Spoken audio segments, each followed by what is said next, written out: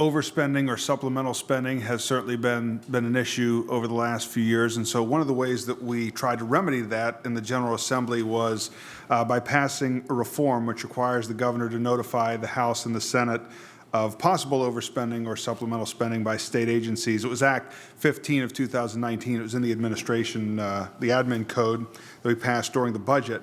And we did receive a letter in October, which was the timeline that we had requested, about the additional supplemental spending.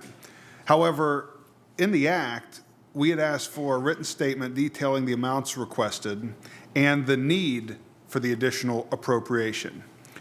But in the letter that we got, all we got was the amounts and the line item.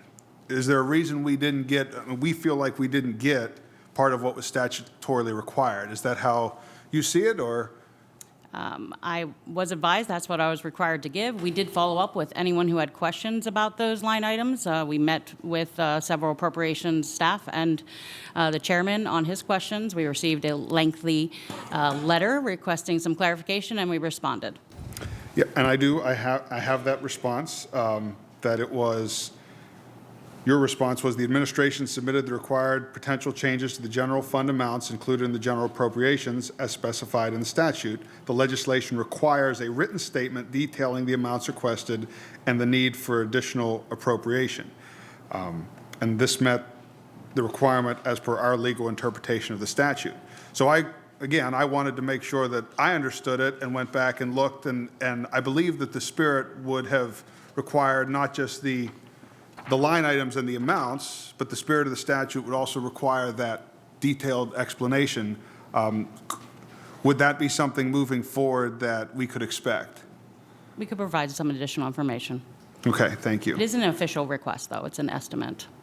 Sure, and I think what is very helpful in terms of what Representative Dunbar had alluded to is not just the amount, but why is it needed? Why the supplemental spending is, when we go through the budget and we're trying to put together these numbers, it's all estimates to a certain degree, revenue estimates, sure, expenditure estimates, but there are reasons behind those estimates. We want to make sure we're not pulling numbers out of thin air. And along those lines, yesterday, of course, I think everybody's going back to that word shocking, that we all heard when it came to the demographic challenges that DHS is facing, the growing senior population.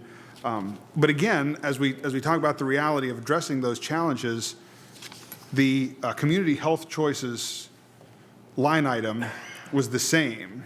It's been the same. It's the same for the next 18 months.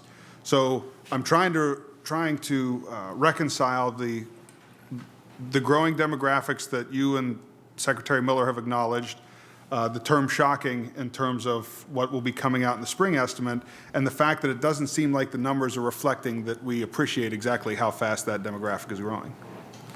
Well, I think particularly in that line there is a rolled payment of about $380 million that would not be in that number.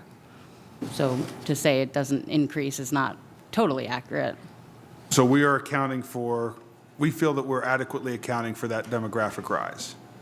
At this time, that request reflects that, yes. Okay. But we certainly will get an updated number in the spring.